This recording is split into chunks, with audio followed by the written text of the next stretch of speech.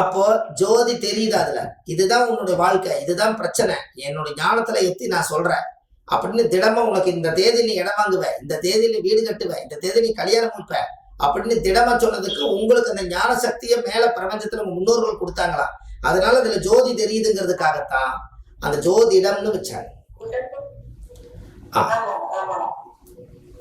அப்ப இதெல்லாம் உங்க வாழ்க்கையில ஒரு பெரிய பொக்கிஷம்.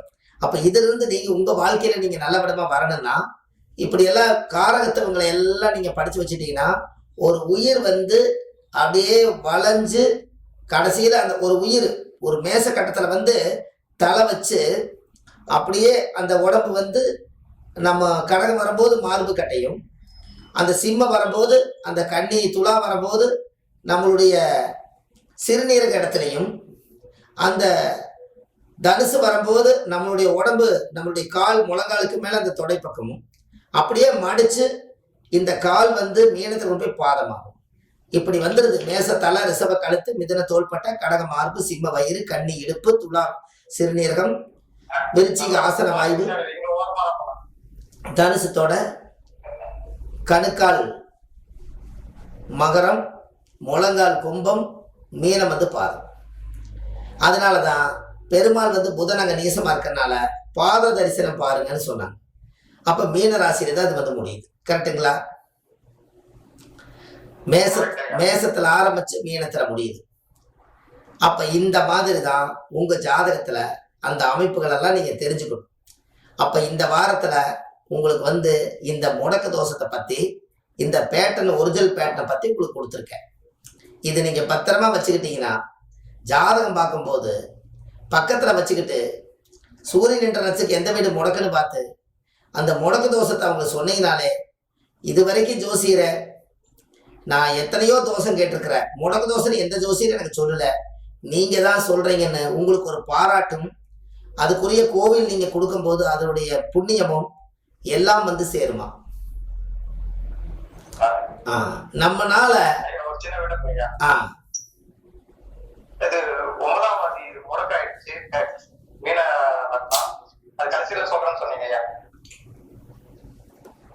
எதுக்குங்க மீன லக்கணத்துக்கு 9வது விருச்சிக ராசி முடக்காயிடுச்சியா, கடவுள் வரல கூட்டிட்டு இருக்காங்க சொல்றேன், நீங்க சொல்லுங்க. நீங்க அது கோயிலே நான் சொல்றேன் 9ஆம் இடம் முடக்காயிருச்சுனாலே கோயில் வேலை தாங்க ஐயா. 6 படை வீடு கொண்ட திருமுருகனை 6 படை வீடு ஒரு 2 நாள் 3 நாளுக்குள்ள வீட்டுக்கே வராம 6 முருகனை நீங்க கும்பிட்டு வந்தீங்கன்னா 9ஆம் பாவம் முடக்கு தோசை நிவர்த்தியாகும். அது யாரோட வீடு? விருச்சிகம் செவ்வாயோட வீடு. செவ்வாய் யாரு? முருகன். அப்ப இந்த முருகனுடைய வீட்டுக்கு 6 வீட்டுக்கும் போயிட்டு வந்தாச்சுன்னா அந்த 9ஆம் பாவம் கடவுள் இத்தனை இடத்துக்கு நீ போயிட்டு வந்துக்கிறீங்க நல்லா இருக்கணும்னு சொல்லி அவர் ஆனந்தமா நான் பட்டு நம்மளுக்கு ஆசீர்வாதம் கொடுப்பார். அதனால கண்டிப்பா இந்த முடக்கு தோஷம் உங்க வாழ்க்கையில இருப்பதனால இதையெல்லாம் நீங்க தெரிஞ்சு அறிஞ்சு இது நல்ல விதமா கொண்டு வரணும்னா இந்த முடக்கை நீங்க கெட்டியா பிடிச்சுக்குங்க. உங்க வாழ்க்கையில ஒரு மிகப்பெரிய மாற்றம் கிடைக்கும். இப்போ ஒரு உதாரணம், இப்போ முடக்கு ஏதாவது ஒரு வீடு விழுந்துருது. இப்ப நீங்க சொன்னதே மீன லக்கணத்துக்கு 9ஆம் இடம் முடக்கு தானே சொன்னீங்க. உங்களுக்கு என்ன திசை நடக்குது? அவ்வளவுதான். இப்ப இதுல இருந்து என்ன தெரியுது? அவருக்கு முடக்கு திசையே நடக்குது. முடக்கு மட்டும் 9ஆம் இடத்துல இல்ல, மீன லக்கணத்துக்கு 9ஆம் இடம் விருச்சிகம், அது செவ்வாய் திசை நடக்குது, செவ்வாயோட வீடு. அப்ப இந்த திசையில நீங்க ஏதாவது இருக்கிறத இழந்துக்காம, சொத்து இருந்தாலும் உங்க பேர்ல வச்சிருக்காதீங்க, மனை பேர்ல வைங்க. வீடு வாசல் ஏதாவது வாங்கணும்னா மனை பேர்ல வாங்குங்க. எதுவுமே இல்லாம இந்த 7 வருஷம் எதுவும் இல்லாத மாதிரி இருந்தா இந்த முடக்கு எதையும் கை வைக்காது. எல்லா சொத்தும் இருந்ததுன்னா இந்த முடக்கு போய் முடங்கிடும். அப்போ ஒரு திசாநாதன் முடக்கு திசை வந்துருச்சுன்னா அந்த முடக்கு திசை எப்ப பாதிக்குன்னா அவங்களுடைய திசை எப்ப வருதோ அப்பதான் பாதிக்கும். உங்களுக்கு கூட பிறந்தவங்க எத்தனை பேருங்க ஐயா? இப்ப தெரியுதுங்களா? செவ்வாய் வீடு முடக்கா இருக்கிறதுனால ரத்த உறவு இல்லைன்னு இருந்தாலும் யூஸ் வராது. அப்போ இந்த முடக்கு விருச்சிகத்தை காமிக்குது. அந்த விருச்சிக செவ்வாய் இருக்கிறதுனால தான் நாங்க வந்து பிளான் பண்ணி செய்வோம். ஆறுபடை வீடு முருகன் கோயில் போக மாட்டோம், வித்தியாசமா செய்வோம். இங்க திருப்பூர்ல பாத்தீங்கன்னா முருகன் கோயில் ஒன்று இருக்கு. சென்னிமலையில ஒரு முருகர், சென்னிமலை முருகன், சிவன்மலை முருகன், அழகுமலை முருகன் இல்லைங்களா, அழகுமலை முருகன், இப்படி பழனி மலை முருகன், இப்படின்னு இதுக்குள்ளேயே ஒரு 6 முருகன் இருக்கும். நாங்க ஒரே நாள்ல 6 முருகனை பார்த்துட்டு சூரிய உதயத்துல முருகன் தரிசனம் பார்ப்போம். 6 முருகன் முடிச்சுட்டு நாங்க வீட்டுக்கு வந்துருவோம். அதான் கைத்தமலை தான். இதுக்குள்ளேயே 4, 5, 6 இருக்குது. 6 படை வீடே இதுக்குள்ளேயே இருக்குது. நாங்க இதுக்குள்ளேயே பிளான் பண்ணி கார் எடுத்துட்டு நேரா போய் எல்லாத்துக்கும் 6 மாலை, 6 2 12 செட்டு விளக்கு எல்லாம் போட்டு எல்லா முருகர் கோயிலையும் கந்தசஷ்டி கவசம் படிச்சு முடிச்சாச்சுன்னா அடுத்தடுத்த கோயில் போயிருவோம். இப்படியே சூரிய உதயத்துல ஆரம்பிச்சு அஸ்தமனத்துக்குள்ள வீட்டுல வந்து 7வது தெய்வம் வீட்டுல போட்டுருவோம்.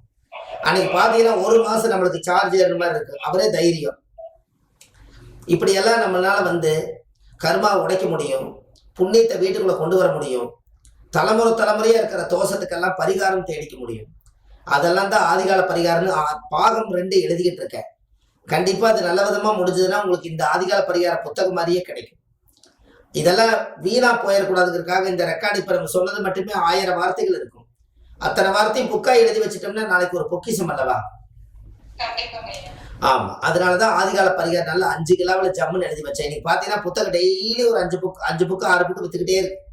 புதுயுகம் சேனல்ல கொண்டு போய் இந்த புத்தகத்தை காமிச்சேன். ஆதிகால பரிகாரம் எளிமையான பரிகாரம், இது ஜோதிடர் மட்டும் இல்ல மக்களும் வாங்கி படிக்கிறதுக்கு இது பலனுள்ளதுன்னு எழுதி வச்சேன்.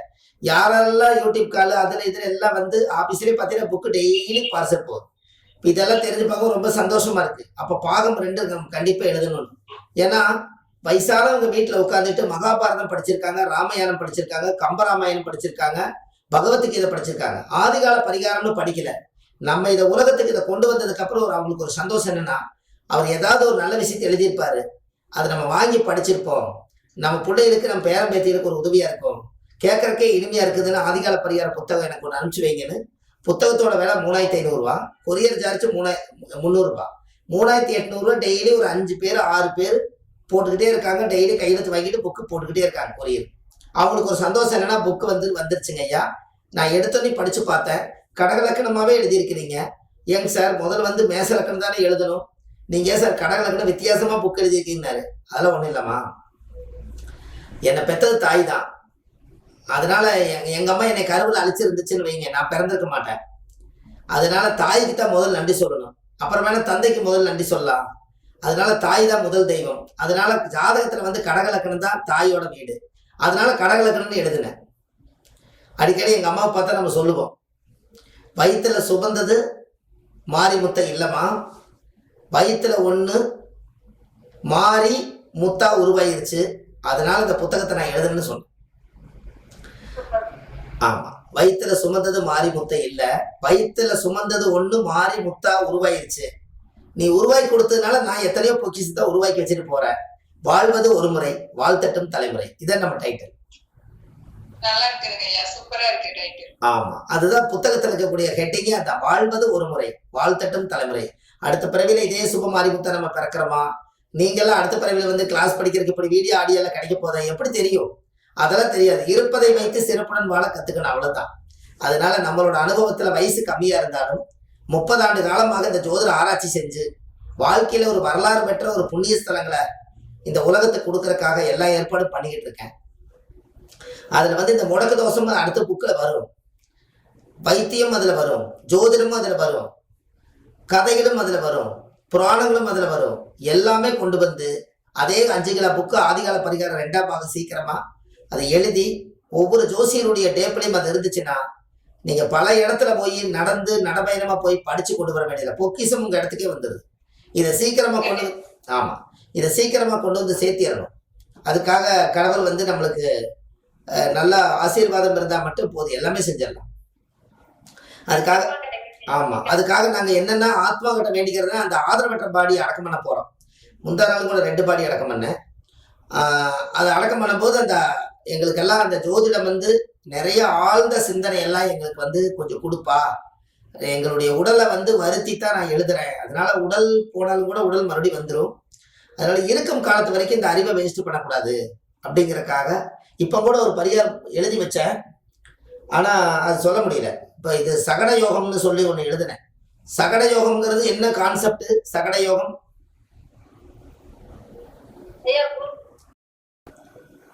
சொல்லுங்க.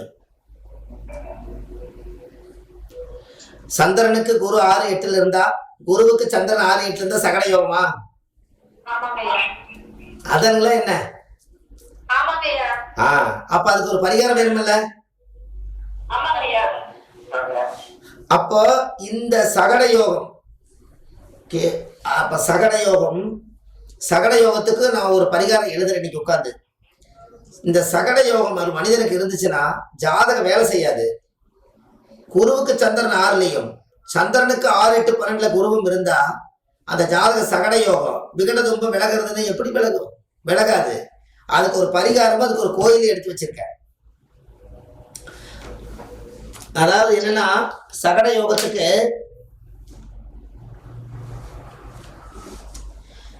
குருன்னா யானையோட முடியில மோதிரம் செஞ்சு மோதிர விரல்ல போட்டுக்கலாம்.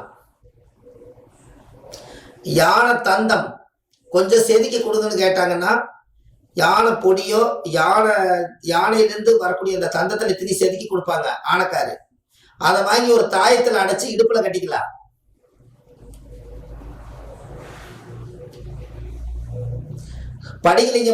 ஸ்படிகலிங்க மாலையை நீங்க கழுத்துல போட்டுக்கலாம். ஸ்படிகலிங்கம் வச்சு பூஜை பண்ணிக்கலாம். அதுக்கு அடுத்தது கோயில் என்ன கோயில் எடுத்திருக்கிறேன்னா இதுக்கு குருனை யானை திருவானைக்காவல் சிவன் கோயிலுக்கு போயிட்டு வந்தா சகட துன்பம் விலகுமா? திருவனைக்காவல் எடுத்திருக்க. திருவானைக்காவல் அது யானை சிவன் மேல ஆசீர்வாதம் பண்ணதுனால அந்த காலத்துல திருவானைக்காவல்னு ஒரு இடம் தெரியுமில்ல உங்களுக்கு?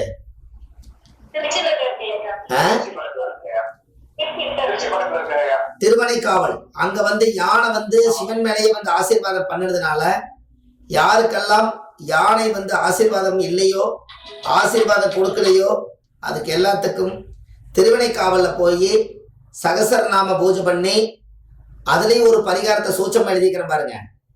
திருவனைக்காவல் அந்த ஒரு கூட தண்ணி எடுத்துட்டு போய் யானையோட தும்பிக்கையில ஊத்தி முகத்துல ஊத்தி அடிச்சு விட்டா பளிச்சினவருக்கு வந்துடும்.